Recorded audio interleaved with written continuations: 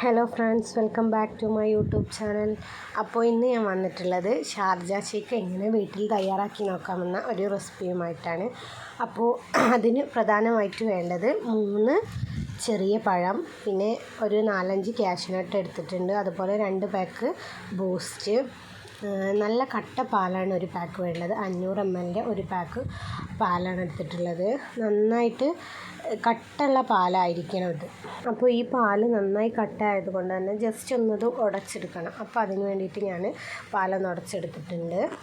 അപ്പോൾ ദേ ഇങ്ങനെ കിട്ടിയിട്ടുണ്ട്. അതിന് ശേഷം ഞാൻ പഴം എടുത്ത് ആ 3 പഴം ഞാൻ കട്ട് ചെയ്ത് വെച്ചിട്ടുണ്ട്. അതുപോലെ 3 ടീസ്പൂൺ പഞ്ചസാര എടുത്തിട്ടുണ്ട്. അടുത്തതായി മിക്സിയുടെ ജാർ എടുത്ത് വെച്ചിട്ട് പഴം സ്ലൈസ് ചെയ്ത് ഞാൻ അതിലേക്ക് ഇട്ട് കൊടുക്കുന്നുണ്ട്.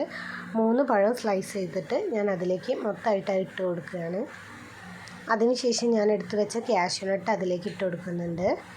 ശേഷം ആ 3 ടേബിൾ സ്പൂൺ പഞ്ചസാര അതിലേക്ക് ഇട്ട് കൊടുക്കുക. അതിനുശേഷം നമ്മൾ ഉടച്ച് വെച്ച പാല് കുറച്ചായിട്ട് അതിലേക്ക് നമ്മൾ ആഡ് ചെയ്ത് കൊടുക്കുക.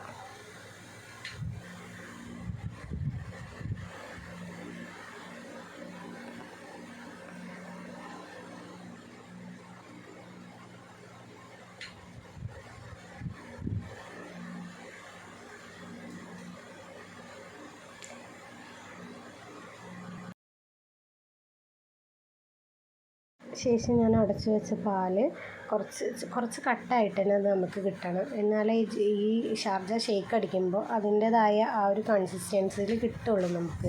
അപ്പോൾ അതിന് വേണ്ടിയിട്ടാണ് ഞാൻ ഈ രീതിയിൽ ഉടച്ചെടുത്തിട്ടുള്ളത്. അതിനുശേഷം ഞാൻ അതിലേക്ക് ആഡ് ചെയ്യുന്നത് ബൂസ്റ്റിൻ്റെ പൊടിയാണ് ഇട്ട് കൊടുക്കുന്നത്. 2 പാക്ക് വാങ്ങിയിട്ടുണ്ടായിരുന്നു. ഞാൻ 2 പാക്ക് അതിലേക്ക് ഇട്ട് കൊടുക്കുന്നുണ്ട്. എന്നിട്ട് നമ്മൾ ഇത് നന്നായിട്ടൊന്ന് അടിച്ചെടുക്കുക.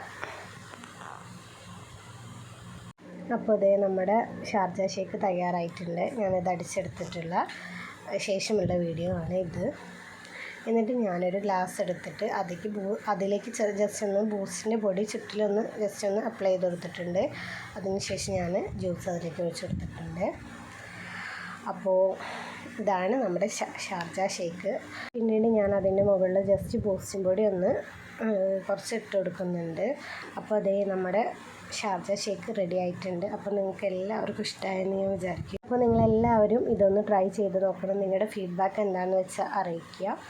അപ്പോൾ ലൈറ്റിൻ്റെ ചെറിയ ഇഷ്യൂ ഉള്ളതുകൊണ്ടാണ് ഇത് ഭയങ്കര കളറ് ഒന്ന് ജസ്റ്റ് മാറിയിരിക്കുന്നത്.